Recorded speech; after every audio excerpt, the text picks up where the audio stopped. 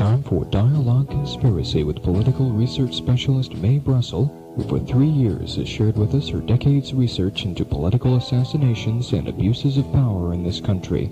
Her program relates the news of the week to emerging evidence about the conspiracy which allegedly maintains by force its control over the legislative and judicial processes in America. And now, here's Mae. Good afternoon. This is Dialogue Conspiracy, December the 9th, 1974, number 174, program 174, in Carmel, California. Last week on Dialogue Conspiracy, I talked at length about the book written by Harold Weisberg called Whitewash Four. I got a lot of phone calls at the house about that book. I'll give you the address again if you want to order it or ask your bookstores to get it. Harold Weisberg, Weissberg, Frederick, the city is Frederick, Maryland, Route 8 in Frederick, Maryland, zip code 21710, and the book costs $6.65. This is the book with the minutes of the Warren Commission meeting of January 27th, 1974, where Allen Dulles, a member of the Warren Commission who used to be head of the CIA, said that the CIA or the FBI would lie if they were asked if Oswald was an agent, that they would bury the rumor. The purpose of the Warren Commission was to bury the rumor that Oswald was an agent. It was more than a rumor. He actually was an agent of Navy intelligence and worked with the FBI from September 1962 until the time of the assassination. And this book has a lot of valuable information in it, and so I give you that address again. The article I did in Playgirl will be going off the stand soon if you want it and haven't read it. The one on the burial of Howard Hughes, and the question is Howard Hughes dead and buried off a Greek island. I think there's one more week before that goes off the stand. It's not like the Realist that I keep sending out every week issues. People send me $2, I'll send them 3 copies of the Realist, or 50 cents plus postage for any single article that I did there. Those are always available. The Playgirl article on Howard Hughes goes off the stands this next week, I believe. Our local bookstore carries the Glass House tapes now, the Louis Tackwood book, The Thunderbird in Carmel, and I see it in Monterey too. And for those of you in the East or up north who get the tapes, listen to these shows, a very important book that has been suppressed in a way, it hasn't got much publicity, but it's holding its own and beginning to sell a lot now, is the Glass House tapes by Louis Tackwood. This book is important because it shows the links of the CIA to the local police department, and I have an announcement here that Congress is going to be investigating the CIA carefully for the next 2 years. I'll go into details about that in a few minutes. There's a decision now to get into the role of the CIA, and if you remember, the original charter did not include domestic functions, and Tackwood goes into the work of people like himself working with the CIA and the FBI and the local police department, and then linking it to the White House, and in this particular case Richard Nixon, but it's still connected to the FBI, the CIA, from the local level, and it's a very important book, and I'm glad to see it on the stand. So they are available now. Glass House tapes by Louis Tackwood. Also last week I read an article about the federal government's role in mind-altering, behavior modification, and in mind-altering, and that Sam Ervin was the head of a committee on constitutional rights in Washington, D.C., and they just published some conclusions on the role of government agencies putting electrode implants and controlling people surgically, putting the implants in their heads and then giving them instructions outside, psychosurgery, hypnotism, drugs, electroshock, the use of these techniques upon people by the federal government funding these projects. I wrote that last week to Senator Sam Ervin, and I'm going to give you the address, and ordered the entire study that was presented to the Subcommittee on Constitutional Rights.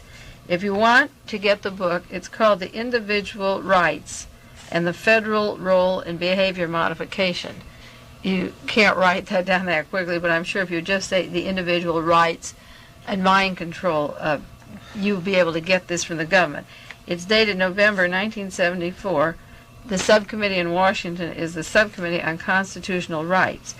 And there's an address here, Superintendent of Documents, U.S. Government Printing Office, Washington, D.C., 20403. Now, if I'm going too fast, you can write to me at KLRB and send me a self-addressed envelope, and I'll give you the details on this. This is a 649-page book, and it's very important because for the first time, the federal government is admitting the use of implants and hypnosis on individuals. And I want to read you parts of this particular, the introduction of this particular study on constitutional rights, because in the study that I did on political assassinations and that I keep doing, it becomes obvious to the serious researchers that the use of hypnotism was done in the major political assassinations, and I know it's being done in many instances of violence that I've talked about on this show from time to time. I know that Sirhan was hypnotized. I have a quotation here from a book that RFK Must Die by Robert Kaiser on page 286, and Robert Kaiser, the writer, was asking Sirhan about how he got the Ambassador Hotel, the particular man who drove him there by the name of Mr. Owen. And Sirhan was talking about Owen, and then Kaiser goes on and said, but then Sirhan volunteered a suggestion of his own.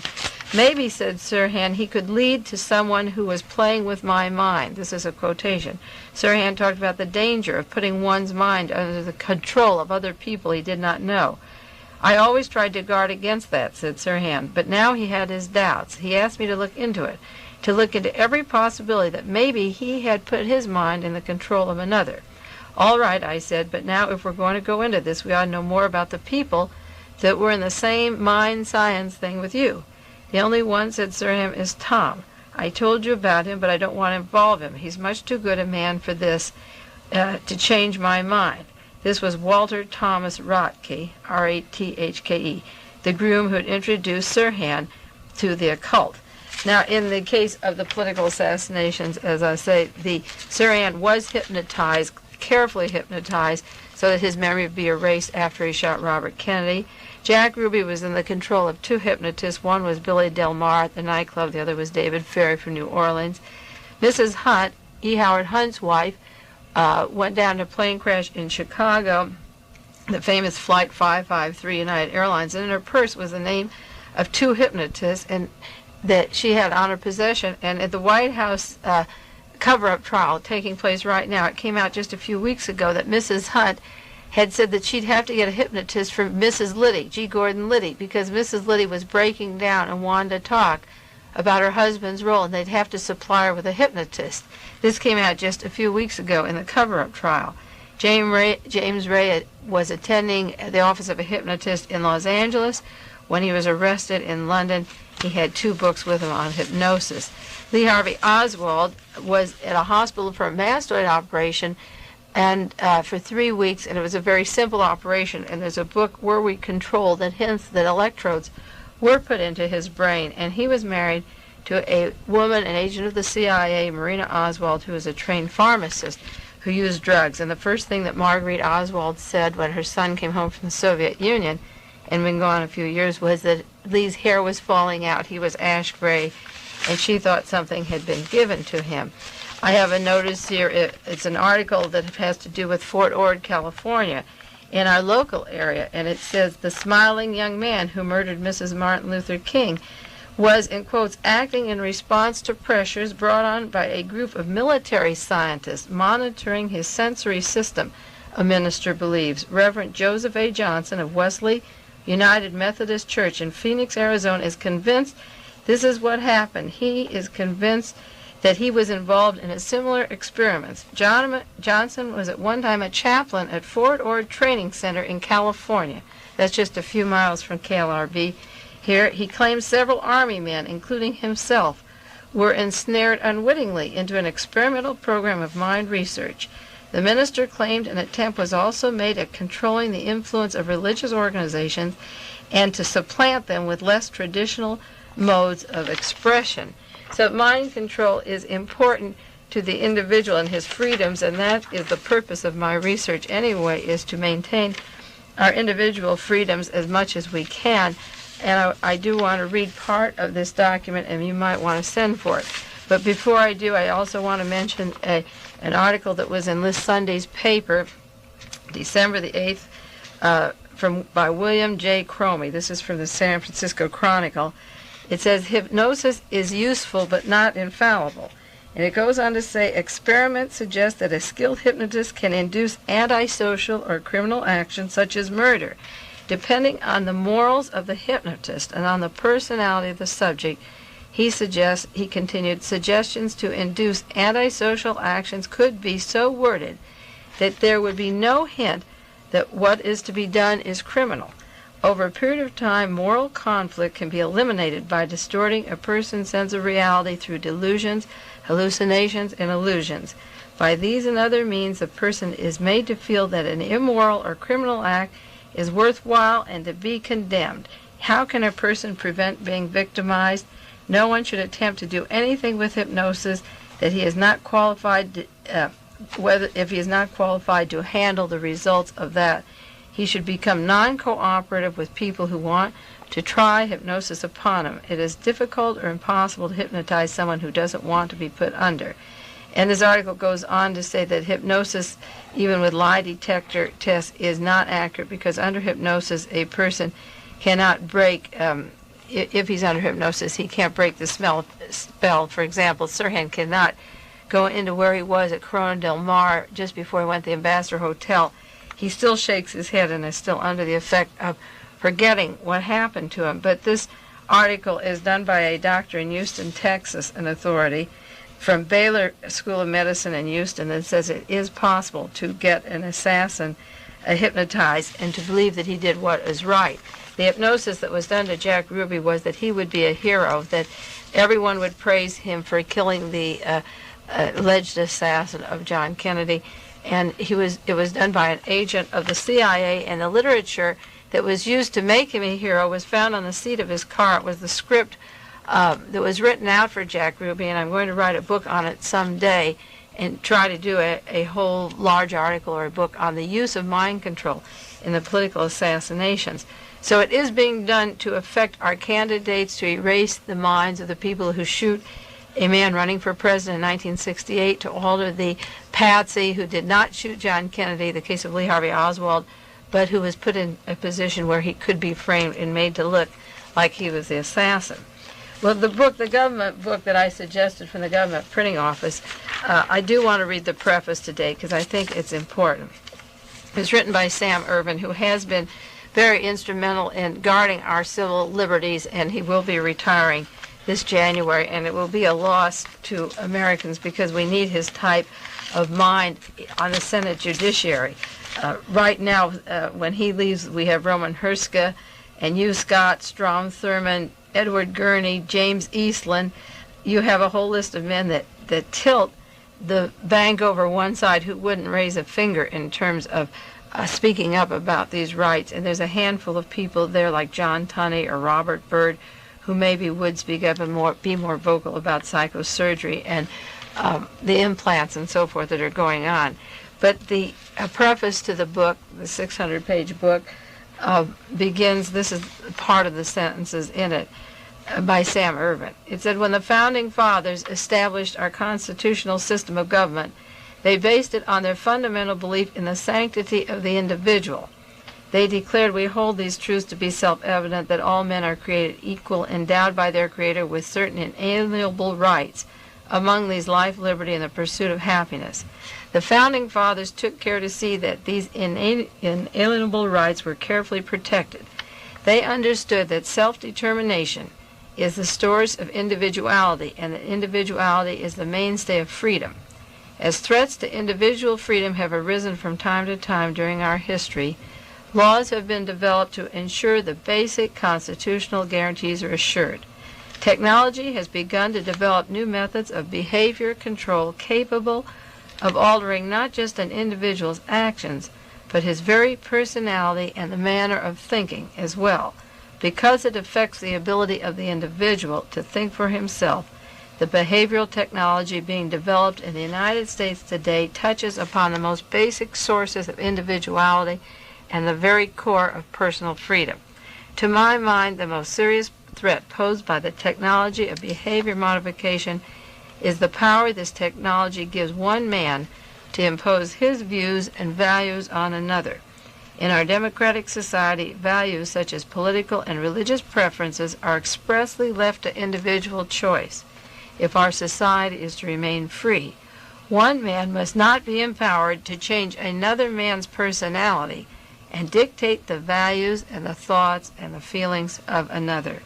Whenever such therapies are applied to alter men's minds, extreme care must be taken to prevent the infringement of individual rights. Concepts of freedom, privacy, and self-determination inherently conflict with programs taking place today that are designed to control not just your physical freedom, but the source of your free thoughts as well.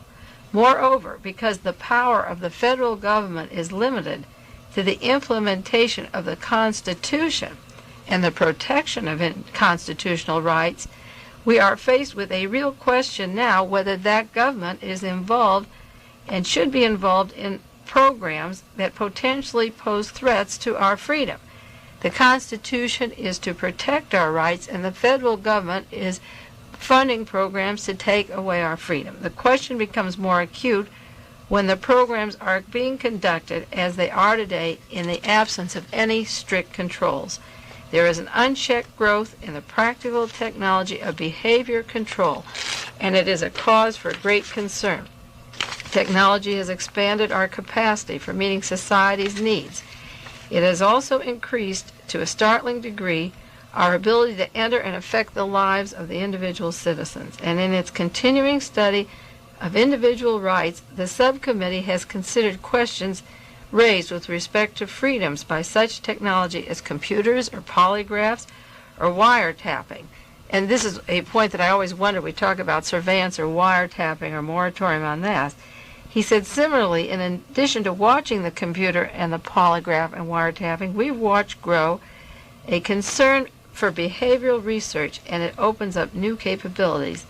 With the rapid proliferation of behavior modification techniques, it is all the more disturbing that few real efforts are being made to consider the issue of the individual freedom involved, and they minimize the fundamental conflict between your rights and behavior technology. The constitutional rights of the mentally ill and those of the prisoner are being deprived. Through these interests, the subcommittee became aware of the increasing employment of new scientific techniques of behavior modification directed at these two captive populations. In response to this situation, the staff of the Senate Subcommittee on Constitutional Rights was directed to conduct an investigation of behavior modification programs with emphasis on the federal government's involvement in the technology of behavior control and the implications of what it's doing to your rights. The larger question is whether the federal government, and this is the taxes that you pay to the federal government, has any business at all in participating in a program to alter the substance of your freedom. The subcommittee has assembled in this report a mass of information concerning government sanctioned programs designed to predict, to control, and to modify your human behavior. There is a widespread growth in the development of methods designed to predict and to identify and control and modify your behavior. Few measures have been taken to resolve the question of your freedom or your privacy or your self-determination. The federal government is heavily involved in a variety of behavior modification programs ranging from simple reinforcement techniques to psychosurgery. A number of departments and agencies include the Department of Justice, the Department of Labor, the Veterans Administration, the Department of Defense, the National Science Foundation. They fund, participate in, and sanction research in aspects of behavior modification in the absence of any reviews, guidelines, or standards for participation. The Department of Health, Education, and Welfare has inadequate systems of regulations and only recently began to take steps to resolve the fundamental constitutional question raised by the federal government's involvement in behavior modification and behavior control technology. Now, that's all I'm going to read of that book today. I will read you some next week on the UCLA School for the Study of Violent Behavior. When Ronald Reagan had his State of the Union message 2 years ago, he was going to have this study at UCLA on violent behavior, on life-threatening behavior. That was in January 73. I put aside everything I was doing and spent the bulk of 73 and 74, and then it led to the SLA, which also had to do with drugs and mind control of the SLA members. I began to study what was going on at UCLA, and in my article in The Realist, August 73, that was just 3/4 of a year after the January 73 announcement of the UCLA Institute, I wrote in The Realist, it was the article called "The Senate Select Committee is Part of the Cover-Up," and I had a section, "The Martial Law Without the Riots," and one of the big dangers of our freedom in the United States was that UCLA school that I really fought hard through letters and going up to Sacramento to stop that project.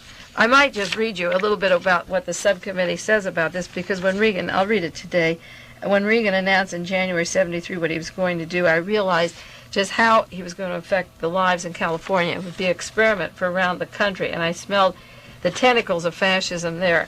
And in the Senate Subcommittee book on constitutional rights, this is what they said about UCLA. "We recognize, as all citizens must, that violence is a major concern today. And nevertheless, we are also concerned with reduction of violence, but also the protection of human rights.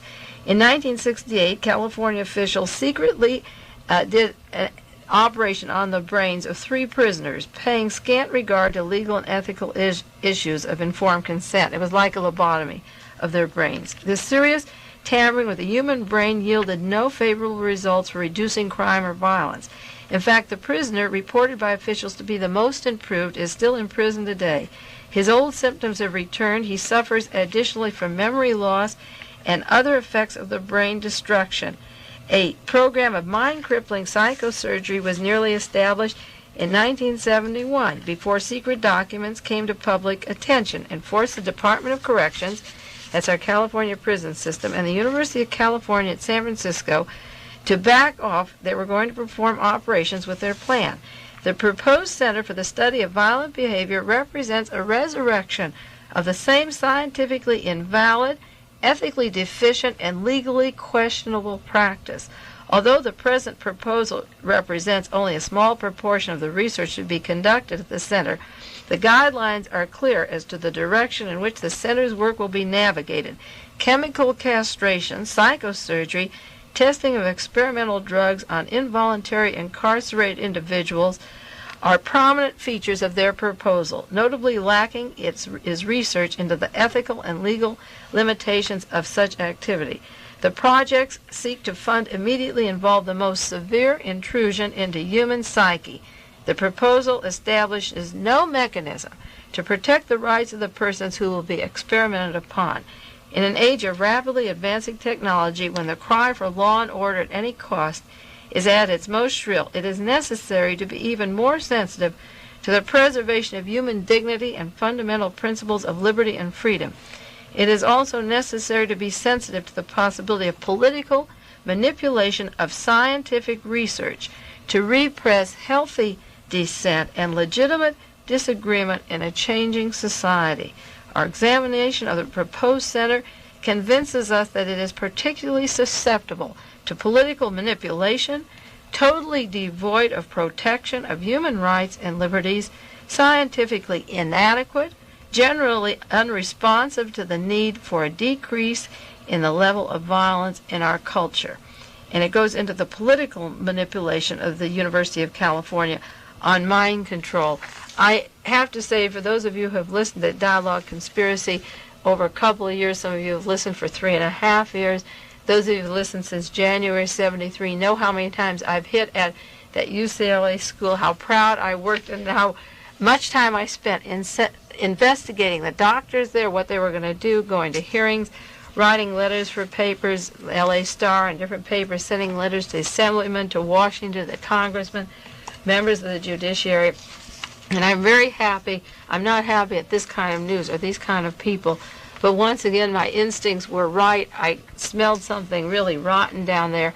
The federal funding has been cut off for 2 years of the monsters, so that the conclusions coming out in 1974, in November 1974, after a study on that group, convinces me that some of my instincts about these things, when you pursue them, All right, and I'm glad to see that the Congress has a nice resume on the School for Violence and that they've been sized up for what they are. So if you want to order that book, they sent it to me free. I wrote to the subcommittee, but maybe because I've written to Sam Irvin so much and they know about my research, and that's why they did it. The book sells for $5.35 from the government printing office, and it has a marvelous bibliography of the political psychosurgery going on, the failures, the attempts, the electrode implants, and because I talk about it so much in terms of political assassinations and the mind control of the patsies involved, you might want to send for this book. Ask for it, and it is $5.35 from the government printing office, but you might request it for research, and they may send it to you free like they did to me. It's Individual Rights and the Federal Role in Behavior Modification, the federal role. November 1974, the Subcommittee on Constitutional Rights, Superintendent of Documents, U.S. Government Printing Office, Washington, D.C., 20403. 649-page book with a lot of references of books and articles that I have in my library and filing cabinet, and it is a good source of reference for what's going on in this country. Well, this next 15 minutes, I want to talk some more about what Mr. Nixon knows and the CIA, because it is the CIA that is behind these things, psychosurgery and mind control and political assassinations. There's an article by Tom Braden, Washington Post, this last week, that hits upon a subject that I dwell upon almost every week on Dialogue Conspiracy. It is titled, "What Else Does Mr. Nixon Know?" And it says, if Special Prosecutor Ruth gets his way, the last big mystery of the Watergate may be cleared up by Richard Nixon himself. I don't believe it's the last big mystery. There's a lot of them, but he goes on. He said, the last big mystery is what E. Howard Hunt meant when he wrote his recently disclosed memorandum of November 14th, 72. This is what he said in quotes, the Watergate bugging is only one of a number of highly illegal conspiracies engaged in by one or more of the defendants at the behest of senior White House officials. Hunt wrote an appeal for more help from Nixon White House, and he added, these as yet undisclosed crimes can be proved. Now, historian Arthur Schlesinger has written, this extraordinary statement has met with total incuriosity. It's a new word. Incuriosity, Schlesinger said, is no one interested in what these highly illegal conspiracies, these undisclosed crimes were that the senior White House officials ordered? The answer is that the special prosecutor is interested and will make every attempt to interest former President Nixon.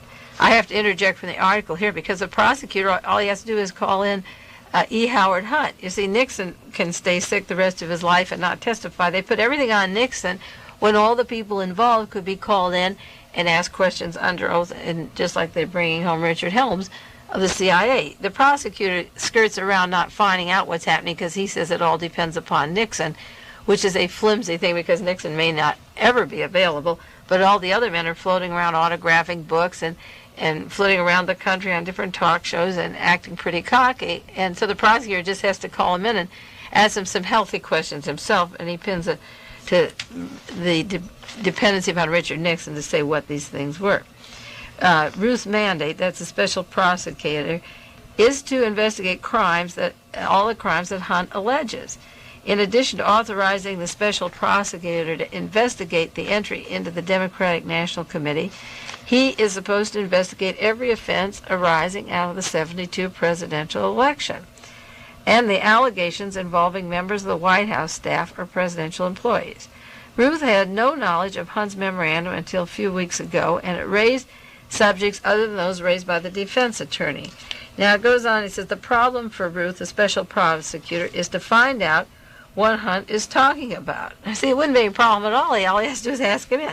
There have been rumors in this city for a while that the plumbers undertook the break-in of various embassies around town.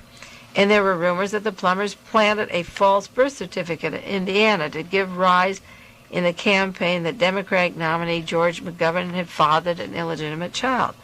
But even these acts, if somebody did go into the Chilean embassy or plant a fake birth certificate, it would be traced to the White House. It was doubtful whether anybody of Hunt's mentality would consider this a crime. Hunt has to be talking about more serious matters. Would Hunt consider conspiracy to assassinate a crime? For many months, he's been buzzing the rumor that Hunt and his men plotted the death of General Torrijos, the Panamanian strongman, and Hunt made a trip to Mexico in connection with his plan. Hunt might think a conspiracy to assassinate a foreigner was nothing but foreign policy, and in any event, the conspiracy wasn't carried out. So the chances are that Richard Nixon has knowledge of some serious domestic crime, and eventually he'll have to talk. Now, Richard Nixon is killed or doesn't talk. There's no reason not to call in Mr. Hunt. As we've said on many shows, Howard Baker said at the close of the Senate investigation that only the tip of the iceberg was seen. James McCord says he would burn every tree in the forest if they implicated the CIA. Hunt says he'll talk about the seamy things for the White House. Now, the mandate to investigate the elections included everything that happened that affected the 1972 election, all offenses arising out of the 72 election. Now, in 1969, Mary Jo Kopechne was murdered, and that had to do with the election because it kept Ted Kennedy from running. I wrote about it in two of my realist articles. Now, E. Howard Hunt, Tony Laswitz, Herbert Callback, John Caulfield, and Charles Colson were involved in the Chappaquiddick, those high-ups, and Ehrlichman, the domestic counsel, all of them. And they haven't gone into the murder of Mary Jo Kopechne yet. And Charles Colson and E. Howard Hunt were involved in the Wallace shooting. And there's money in Haldeman's desk, $400,000 that went to defeat Wallace. And nobody knows where that is, or Congressman Mills that died. There's a whole link of funding through Maryland that had to do with the Wallace shooting. So what I think they're talking about, Tom Braden is hitting at, when he says political assassinations or conspiracy is a crime, you can't blackmail a person for something you didn't do, like killing the president of Panama. And like he says, that isn't very serious. That's foreign policy to E. Howard Hunt. And you just getting some papers out of the Chilean embassy isn't a big deal. But he's talking about a serious domestic crime and conspiracy to assassinate. And somebody's going to talk because Tom Braden is of the CIA too, so they're each one squealing a little bit on each other. But every week this is coming out a little more and pressuring. And he's suggesting at the end of the article eventually something is going to happen here, and they're narrowing it to a domestic conspiracy and is an assassination a crime. And I say the murder of Mary Jo Kopechne had to do with the 72 election. The attempted murder of George Wallace had to do with the 72 election. They don't even have to go back to Dallas or the Ambassador Hotel when Robert Kennedy was killed in '68. The roommate of Mary Jo Kopechne, her name was Carol Tyler, was murdered in an airplane accident, and she was the secretary for Bobby Baker and knew a lot about what was going on there. Those two girls were both murdered. But the Mary Jo Kopechne murder is important, and I think that as time goes on, we're going to get that'll leak. Maybe one of the first stories that leaks before the John Kennedy assassination. Now, there are a lot of small magazines carrying articles on political assassinations, the National Tatler, the Enquirer, and the Midnight. And the most interesting article this week is the December 30th issue of Midnight magazine. And a lot of people say, can you trust these similar like throwaway sheets? How accurate are they? Are they scare sheets? Are they any basis in fact? And I like to read them. I get a lot of information from Midnight and from Tatler and the Enquirer. In between all the gossip and the psychics and so forth, there is a lot of information. And one of the best-known psychics who's written many books, who's prominent, who's quoted all the time, Sybil Leek, has a scene here which I thought was very interesting. The cover is psychic Sybil Leek goes into a trance and relives Mary Jo's last night, and she finds that Ted's death was plotted by the CIA at Chappaquiddick. Now this is pretty heavy stuff even for the cover of Midnight magazine, and she claims a sinister connection from Chappaquiddick to Watergate. So I read her article very carefully, the new things that she got through her psychic feeling and the agreements I have on the Chappaquiddick accident and some of my views that differ with hers that are a little bit different, my research. She's claiming this as a psychic. She hasn't gone into the work the way I do it, but I outlined this article really carefully. And some of the things that she says, and I'll say what I agree with her and make these distinctions. She says Mary Jo was used by people in high places, that she died because she knew too much. Her character was ambitious. She wanted to be involved with the people who were planning. It was not a dyed-in-the-wool, she was not a dyed-in-the-wool Democrat at all. I think she was maneuvered into being there. This is Sybil Leach saying it December 30th, 1974. I have copies of telephone bills. I called Mary Jo Kopechne's mother right after her murder, about 2 weeks afterwards, and spoke to her family in Pennsylvania. I said that Mary Jo worked for former Senator Smathers of Florida, that she was a plant inside the Kennedy camp, that she was a spy, that she did not was not in sympathy with Robert Kennedy or Ted Kennedy's campaign, and that she was murdered by drowning, and that she was part of the political scene to inform on them, but they double-crossed her like they did Officer J.D. Tippit in Dallas, and he was murdered, and Oswald was held for that murder. I said, your daughter was set up like J.D. Tippit, that she was a plant inside the camp. So that I had figured out in summer of '69, and this is the psychic feeling that Sybil Leach is having now. She goes on in the article, this is a big thing, that Ted's death plotted by the CIA at Chappaquiddick. It's on the stands this week if you want to buy it, December 30th, 1974, midnight. She says, I don't believe the conspiracy has ended. It succeeded in one thing. It made it more difficult for Kennedy to think in terms of the presidency. These plans go back many years to keep a man like Nixon in office, to keep the power just where it was needed by the CIA. These are powerful people. Kennedy wouldn't have been easy to handle if he was president, neither would his brothers. This work is not over at all, Sybil Leach said. These are powerful men who have a long-term project, and the three Kennedys have always been in the way of those projects. John Kennedy was killed because of the Bay of Pigs. He didn't do as he was expected in Cuba. Robert Kennedy went because he knew too much, and Ted knows too much about the whole thing. Sybil Leach goes on, in 1969, it was important to the CIA to have one of their men as president of the country. I'm laughing as I'm reading this to you because those of you who read my realist articles can say, well, Sybil Leach in December 74 is down the line saying what I had put in my two realist articles in 1972 and 73 about the murder of Mary Jo Kopechne and the reason she was murdered. Sybil goes on to say, I believe Nixon was heavily involved with the CIA. It was important to get Nixon home, winning the election in 72, and the only person who would be dangerous to him was a Kennedy in name. What they thought of was a kidnap plan that would be an attempt to get him out of the way forever. Mary Jo was unwittingly used to get him away from the party, and it was successful. She didn't know that she was a pawn in the thing, and that she knew too much, and she would go down. Now, this is what she's saying, and this is what I had called the family and told them about.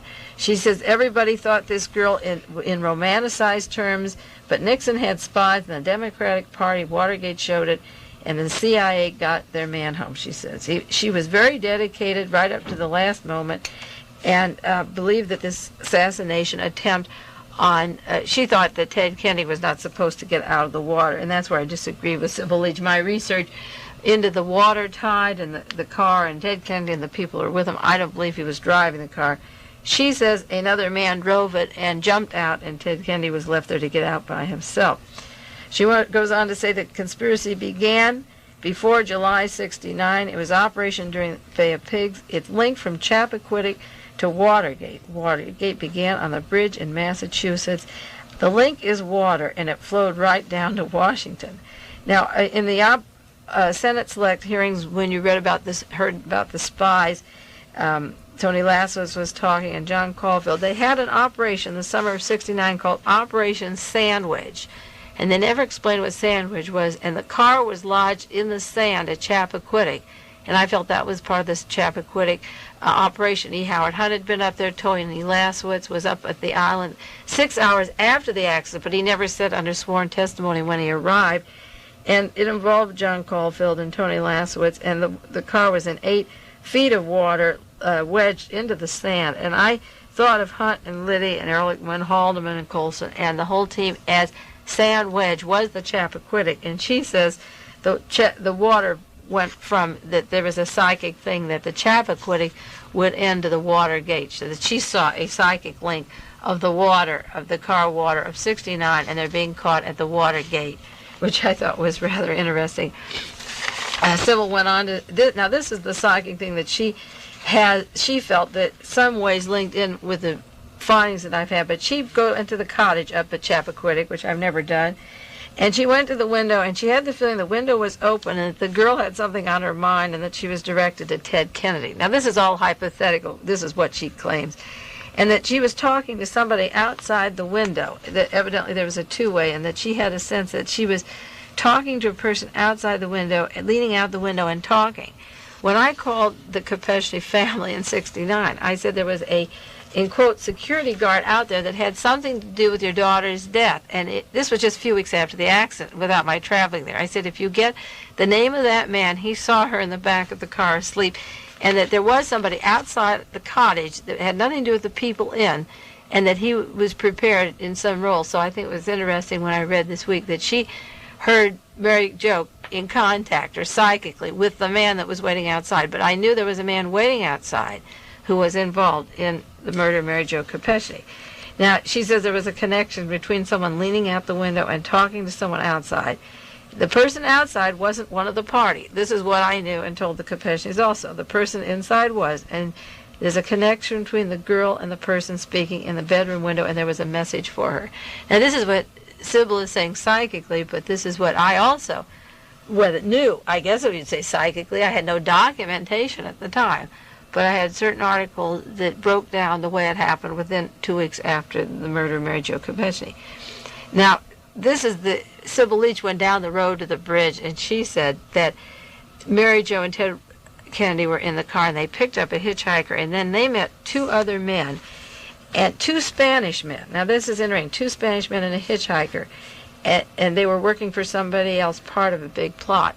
Well, one of the men involved has a Spanish name. He's not one of the Cubans that came up in the Watergate. He has a Spanish name that I linked. One was an American name, one was a Spanish name that I felt was definitely involved in this conspiracy right from the beginning, and that he had helped overthrow the car into the water. I felt that it could be reconstructed, that he helped engineer the car into the water, and Ted Kennedy was taken back to the hotel dry and sober with a concussion. And she claimed that there were people on the road, two Spanish surnames, who helped kidnap, in a sense, Ted Kennedy to get the car going over the water, and he jumped out like these stunt things in the movies and got out. And what she goes on to say is that there is a plot, a political plot here, and it's still going on right now, and the purpose was to remove Ted Kennedy from the political scene. I thought it was an interesting article because the headlines of Midnight saying Ted's death plotted by the CIA at Chappaquiddick is a signal. In some ways, these psychics have a lot of influence in Washington and are used by people there, and they foretell things that are going to be investigated. This is why I like to read them, because they are like they break the shock of what's going to happen later, and they just come out and say it, and they don't have to count to anybody or come with documentation, but they're a sounding board. So that a lot of what Sybil Leach is saying here can be backed up. Now, we'll never know who or if Mary Jo was talking out a window to somebody, unless we find who that security guard was that I was talking about on the telephone to the Kopechnes. But it's an interesting article. It's Midnight Magazine, December 30th, 1974. It's a long article on the role of Mary Jo as a plant and not part of the Democratic Party, and that she had to be killed and sacrificed. And I think it's interesting because it lines up so much with the actual documentation or the books that I have, 4 books on Chappaquiddick and the newspaper articles and so forth. The Chappaquiddick story is far from dead, and it could be a turning point even in the '76 election if Ted Kennedy was able to come forward and tell the whole story. The country, I think, would be very sympathetic with him, and it would take the Republicans by surprise if persons involved could step forward and really tell the truth. Well, our time is up again, another 45 minutes gone. I moved along pretty fast this week, and we'll meet you next week in Dialogue Conspiracy.